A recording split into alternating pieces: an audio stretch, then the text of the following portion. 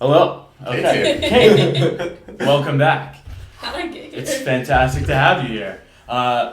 This is a new segment that I wanted to introduce. I like to call it tailing and fading. If you're not familiar with betting terminology, tailing a bet is a bet that you are going to go along with, and fading, you're going to bet the opposite of it. So we're going to talk about some things that caught our eye in a good way and some things that were a letdown this week in the world of women's sports. Think hot seat, cool throne, trending up and trending down. We've got tailing and fading for you. We've got some opinions to share, so let's bust them out. I'll kick things off. There you go. I am tailing brackets. Yes, I love sir. brackets. It's always a good week when I've got a new bracket to look at. And guess what? We have the NCAA softball tournament, which is about the biggest bracket you can have. It is a huge bracket. There are a ton of different regionals. Let me give you guys some of my favorites. I think one of the brackets to watch is going to be Seattle. Seattle Regional. Washington is hosting. Washington's a real good team. They got a tough draw, though. They're the 7th overall seed. They have to deal with Minnesota and McNeese. McNeese won the Southland, I believe. They're 44-14, and they have a really strong record. They've got most of their losses are to ranked teams that were ranked or are ranked. McNeese is a really good team. Minnesota would have won the Big Ten if not for Northwestern. So Washington gets to host a regional, but they get a very tough draw. Can't say much about North Colorado. That's the 4th team in there. Every regional kind of has a team that is just there for fun. I think that the big factor here will be travel. Seattle's far away from everything. Northern Colorado will actually have the shortest trip. But if Minnesota and McNeese are to struggle, it might be because of that jet lag. But I think they're good enough teams to travel across the country to Seattle. Where's Yeah. McNeese from? McNeese is in Louisiana, I Oh. believe. So that is probably the furthest trip that any of these teams have to make, if I'm not looking very closely. Another big regional to keep an eye on is Tallahassee.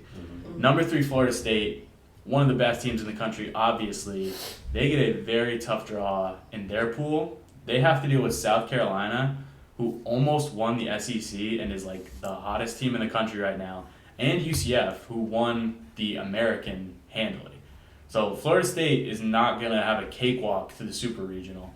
They are one of the best teams in the country, one of the best pitching staffs, won the ACC, but they're going to deal with a really good South Carolina team and a very good UCF team. Another regional that caught my eye is the Salt Lake City Regional. I was just looking at that. I think this will be kind of your region of chaos if you're looking for that. Utah is a very hot team. They won the Pac-12. They beat UCLA. Big upset. Great game. Watched it the other night. They're a kind of an overachieving team. Baylor, if you'll remember, is the only team this season that beat Oklahoma. Although Baylor, that was kind of an overachievement for them too. And then you've got Ole Miss, who at times, they took one from Alabama, they took one from LSU, they took one from Tennessee. It's a team that you're kind of nervous about that they're going to do something weird and get a game from you. So this is kind of a regional where anything could happen. Any of these teams could get hot at the right time and look like one of the best in the country, or they could all look like hot garbage at the same time. There you go. That will be seen in Salt Lake City this weekend. And then I do want to say that the Durham Regional, Duke got a charming soft draw here. This is easily the worst regional. Duke got lucky. As the 8th seed, I would think they would put them with some pretty strong, because it's near the middle, I would think they would put them with some pretty strong opponents. They got Campbell, who's an automatic qualifier. Campbell's Soup. I like their mascot. The Camel's a very cool mascot. Charlotte did not win the CUSA. Not entirely sure how they even got a bid. They're not a very strong team. And George Mason, automatic qualifier out of the A10, which is not a very strong conference. So Duke has to deal with 2 teams that are only here because they won a weak conference, and Charlotte. So this is a super, super soft draw. If Duke doesn't get out of this regional, I don't know how it happened. And that's embarrassing for Duke. One other regional to keep an eye on. I'm kind of naming all of them, but I'm skipping over some, I promise. There are a lot. The Stillwater regional is going to be very interesting because Oklahoma State is paired with Wichita State. The Shockers, aptly named.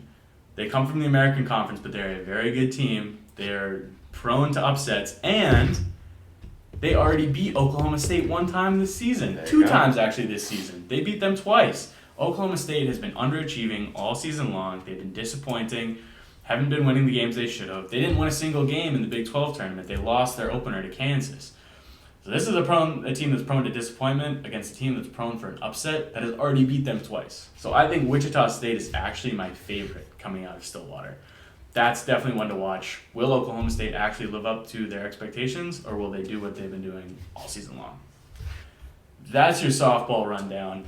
There are plenty of great games. Every team is in action on Friday. It's double elimination tournaments, so if a team loses, they go into the losers bracket with a chance for redemption. It's a great tournament. I'm really excited to see what happens. Lots of good teams, lots of not so good teams. We're going to kind of sort the good from the bad this weekend. As far as what I am fading this week, I'm absolutely offended by North Carolina's offense yesterday. If you weren't keeping up with it, yesterday was the women's lacrosse quarterfinals. We had the Elite Eight going yesterday. Games: James Madison at Syracuse, Notre Dame at BC, Denver at UNC, and then Loyola at Northwestern. It seemed like it was going to be a pretty easy day for the higher seeds. Didn't see a ton of upsets coming. I did like James Madison over Syracuse. That was a bad idea. But UNC was the surprise of the day because even though they were going against undefeated Denver, I think everyone expected the Heels to roll. I certainly did because it's UNC in the tournament. They're the most storied program in the sport. I just expected them to take care of business. They lost the game 5-4. They put up 4 goals. They're playing the wrong sport. In an entire game. They lost by a baseball score to Denver. These are 2 high-powered offenses that somehow combined for 9 goals. And I'm stunned that you could only put up 4 goals in a game. And Kate, I'll kind of parlay this into what I know you're going to talk about. Mm-hmm. The fact that UNC's goalie only let up 5 goals. And yes, she let up the game-tying goal and the game-winning goal in rapid succession in the fourth quarter. But allowing 5 goals in a game that should get you a win automatic. Shea Dolce let up 6 goals, and her team won 20-6. UNC's goalie let up 5 goals. They lose 5-4. So, Kate, I'll pass the torch to you because I know you've got some things to say about this. Yeah, talking about that 20-6 final score. Mm-hmm. I'm tailing Boston College women's lacrosse, especially their defense, exactly. Yep. Because I was looking at their past couple games, and they've held their last 5 opponents under double digits and won. They've won their last 5 as well. It's incredible. It's beautiful. It's wild. It's a wonderful game of lacrosse they play. And like you mentioned, they beat Notre Dame yesterday 20-6. I think that's just humiliating. Wild. Absolutely wild. They got the 6 right at the end too. It was kind of soft. They were up 20-5 with 5 minutes left to play in the game. It's nuts. And as a BC Lax fan, I'm getting very optimistic about this. They have 7 All-Americans. Mm-hmm. Their goalie, who's a freshman, is probably my favorite player in all of women's lax right now. She's unreal. She stepped in for a 5th-year senior and has absolutely killed it. Like you said, just single-digit goals. You are not going to get 10 goals on this girl. No. She is crazy good. The whole team is crazy good. And if they keep holding opponents like Notre Dame to 6 goals, how do they not win the tournament? We'll find out. Anyways, what are we fading? What are we fading this What week, are we Kate? fading? On the topic of my shirt, I don't know if it can be seen, but I'm fading the WNBA roster sizes. Yep. Yes, sir. Absolutely. The 12 that are allowed. That's correct? 12. 12, yeah. I thought it was 10 for a second. 1 dozen. 1 dozen. Abysmal. 42% of the 2023 draftees made an official team roster this year. Last year it was 47%, which is also bad, also terrible. That's less than half. But the 12 spots are not gonna cut it at all. Mm-hmm. They need to expand. Why do we host the draft? Yeah. If we're gonna cut more than half of the draftees. They love a cash grab. The WNBA loves to like spotlight women's basketball players, but they don't have jobs for them. Right. Why not? Why not just expand these rosters? Just more spots for more players. If I was any draftee past one, like Aaliyah Boston, like she was secured, Yep. I would kind of not enjoy the night.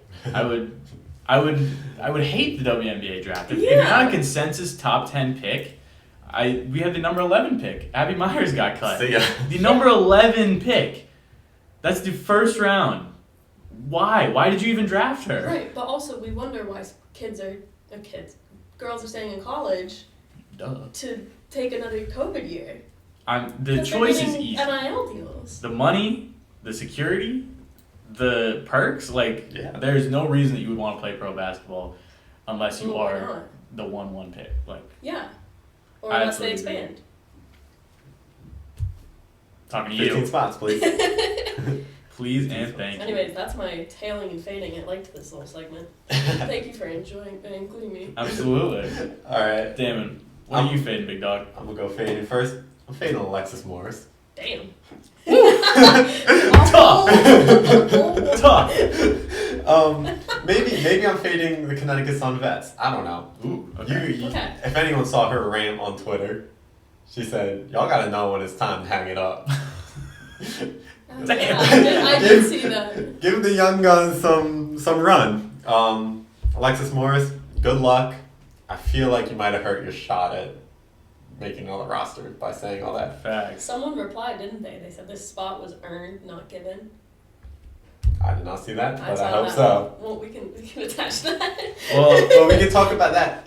Erica Wheeler, who we'll touch on later, she got absolutely called out on Twitter, and she said, "Shut up."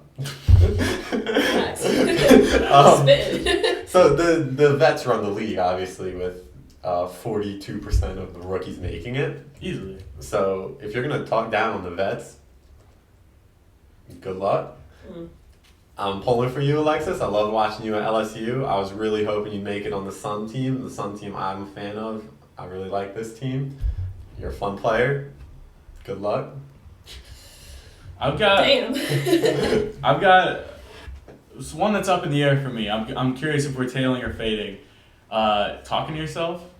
Because Alexis Morris posted a video where her like alter ego Lex Luthor was talking to Alexis, and I was super uncomfortable watching it because she was just like, I'm all for like positive self-talk and stuff, but when you bring out your alter ego and record yourself hyping yourself up, I was a little confused about that. Lex Luthor. Like the Superman villain. Like the villain. Famous villain. Yes. Well, she just made herself a villain. She definitely is a villain. Women's sports need more antagonists. We've been saying it. Yeah, Maybe I mean, not I like this though. Maybe not like this. I'm a fan of it. I'm saying fading her shot at making the league. Yeah. Okay. I like it though. What's not to like?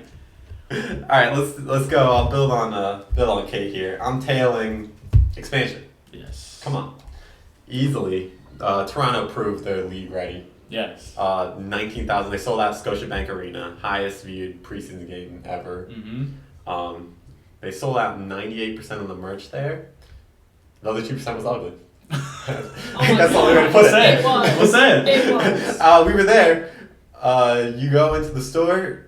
98% of it, I'd say, solid. Okay. That 2% that didn't sell, ugly. Deserved it. Deserved not to be sold. This is monumental for the league, and Toronto.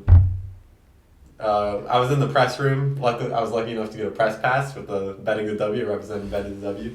I was in there with Kathy when she was doing her press work, and she said they're down to about 10 ownership groups that they're looking at. There we go. And you got to think after today, or not today, this week, Toronto is at the top of that list. Definitely. This is, I'll throw in another fade. I'm fading WNBA Philly. My hopes and dreams have been crushed because they're probably not going to add 2 East Coast teams. That's true. Mm-hmm. But Toronto, way to step up and show out. I was talking to someone at the game, and they think Canada should relocate. Not They Canada. should move Not the country. The Canada. whole country. Connecticut. The team should move to a different state because Connecticut's in the middle of nowhere. They think it should be in a major city. Oh. Yeah. That's its quirk. You rock with Uncasville? It's in the middle of nowhere. That's what's likable about Well, it. the Sun did just sign NBC Sports Boston. They media did. deal, so they're going to televise the games here. So They do need to lead more I'm big into on the that. New England market. Mm-hmm. yeah, Sure. yeah. Another thing about that league or the game was I think it just reiterated what I've been thinking is wrong with the league. Also, I mean it was a great game for the league, but the whole marketing, there was just very little player marketing. Yeah. Mm-hmm. Very little team marketing. So the Sky and the Lynx were there. You could get a Dana Evans shirt, and you could get Really? yeah, that was. Dana Which Evans? was ugly. I mean, it was like a jersey. Yeah. I'm just surprised. That was the Player. only Sky player option. Really? All I That's wanted odd. going was the Kalia Copper jersey. No He Kalia would not stuff. stop talking about it. Okay, Kate. All the like marketing materials were WNBA, and I get it because it's the WNBA like is like league wide. Right. This is the game. You're not going to see the Sky or the Lynx probably if you're in Canada. I don't know. You might have been a diehard Minnesota fan out there in Toronto, but all the marketing materials were WNBA. Like all the shirts were just WNBA, and like I love the orange hoodie, Right. but we Right. need some player centric marketing, such as I'll pass it to Kate. My girl. Bridget Carlton of the Minnesota Lynx Okay. is from Canada. Ah. They brought her out to Genius. give a pregame speech. The crowd went ballistic. Half of Canada was there to support Bridget only. That's amazing. They had posters for her. They were just like hardcore fans.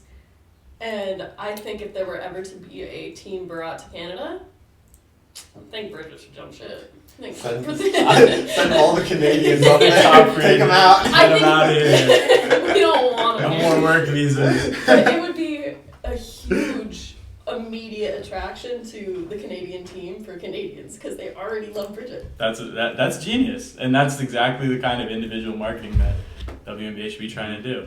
Letitia, you just got drafted. You're gone. Bye. Get out of here. Could you imagine Leave how the country. quick the jerseys would fly off the shelves if Oh we my had God. Carlton Oh jerseys? my god, it would be nuts, and it doesn't even matter like if she's playing or not. She's Canadian, so it's the perfect. Exactly. It's like when the Sun draft a UConn player. Exactly. Why would you ever draft anyone from anywhere else? Like you know that you're gonna bring in a bunch of fans who already like that player. I will Yeah. say the WNBA definitely made a lot of money on that game because us as Americans, we went over there, found out about the conversion rate, and we're like, Canadian money is not real. Not real. Drop The hundreds loonies of and the dollars. toonies. Sure, I'll pay a few loonies for this. We dropped. That's so much funny money. that's funny that they made her go out and give a speech.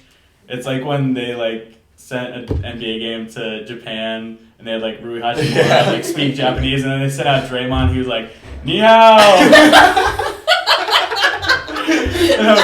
Bridget Carlton, bonjour.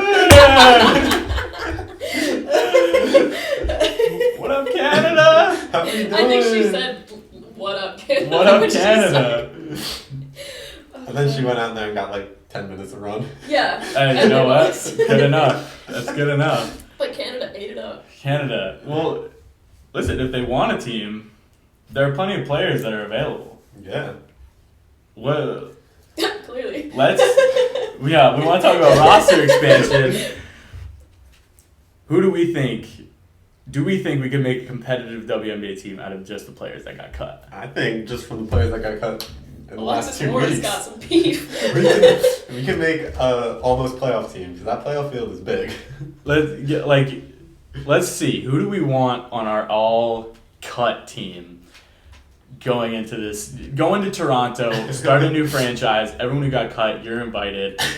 I think We'll have a draft name for the Come cuts. like Alexis Morris, Uh-huh. I think is On the squad. she puts butts in seats. She might be a villain, but that works for Yeah. some people. I think Taylor Soule and Keanu Trailer, they're probably still in Canada. They probably just left them there. Probably Did left the them, Damn. back on the plane. left them on the tarmac. Y'all can chill there. We'll take you.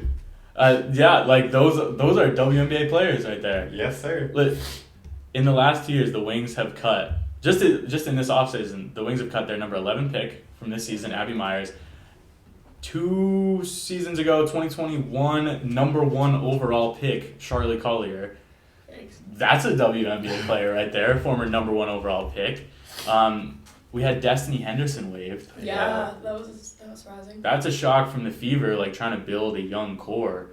But she was You're young right. like last year. That's the thing. Exactly. Like- She's still young this year. Yes. But only she only was, 1 she year was their older. young I know. young star That's player what last shocked year. me was like their whole push was around Destiny Henderson. They sent her to the draft for Christmas. Right. Yeah. Like, yeah. Dude, see, imagine like the job security you think you have when you go to the draft representing a team. Another thing that like another hot seat is like, or another reason I'm fading or tailing expansion is because all these cuts are making my predictions look really bad. I said that Dee Dee Richardson was going to be the sixth woman of the year. She's cut. She's not on any roster. She's 13th woman of the year. I said that Bria Beal was an underrated draft prospect. She's gone. She's not in Minnesota anymore. You guys, you're making my picks go bad way prematurely. Like, give me some time to let them kind of develop there. I think there is easily 12 players from this pool of cut players that can make a really competitive roster. Mhm. And it's kind of embarrassing for the league that all these great players are being cut. Like, there's much to be done there, much improvement to be made in that regard. I have one more tailing or fading. Oh wow. I need a ruling. Going to prom. Be tailing or fading going to prom because the number 1 overall pick from the NWSL draft, Alyssa Thompson, I believe.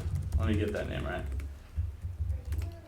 Pretty sure it's Thompson. Yeah. Yeah. Mhm. She was drafted. She's still going to high school. She's 18 years old. She's still in high school. So Respect. over the weekend, she went to high school prom like every other 18-year-old does. After going out and scoring, a hat trick for Angel City FC, like just doing this crazy stuff. And I think, good on Alyssa Thompson.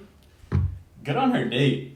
Because that, like, imagine, like, forever getting to tell people, like, yeah, I brought a professional soccer player to prom. Yeah. What of it? Like, oh, who are you bringing to prom? Like, oh, Angela's nice. I'm bringing professional soccer player Alyssa Thompson to prom. Like, no big deal.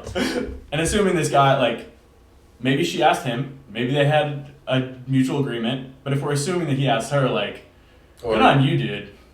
Good on you to bring that out. Yeah. The confidence on you. I'm tailing going to prom. I was gonna say you got a tail going to prom. I had one prom. I Loved did it. too. I had 0 problems. No I had proms. one COVID. junior year. Thanks. I had junior year prom and it Yeah. ruled. I was on the prom court. Really? Yes. That's not surprising. My buddy Adam was the prince. Yeah, that makes sense. Yeah. We were each other's date too. That also makes sense. Yeah. Love is love. What if she brought a girl? That's what I'm It was. saying. I saw the picture. It was Okay. man. I promise. Fair enough. Not being I wish it was a heteronormative. girl. I wish I went with her. Me too, dude. Shit. All right.